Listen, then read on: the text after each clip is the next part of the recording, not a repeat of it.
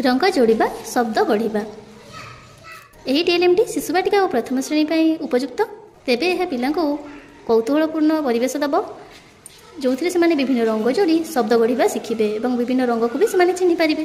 प्रथम देखो आम कि रंग नहींचे और तले कि अक्षर नहींचे च ट र क म ग प झ ल व ब पिला यही रंग जोड़ा दबा और से शब्द गठन करेंगे जमी आम गोटे करूँ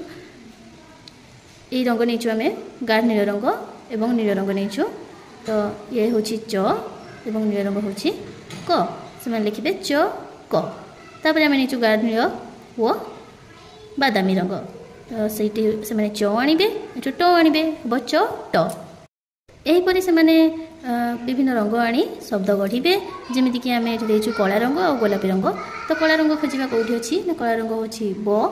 एवं गोलापी रंग र तो ये से लिखे ब र यही विभिन्न रंग को नहीं शब्द गढ़ी चलिए।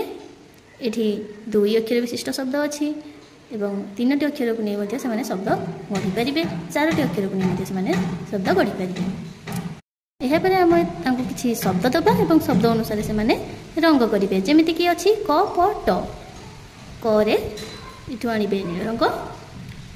परे आणवे हलदिया रंग टरे आणवे बादामी रंग से हम क प टे से रंग देवे से च प ल झ ल म ल से रंग दे पारे।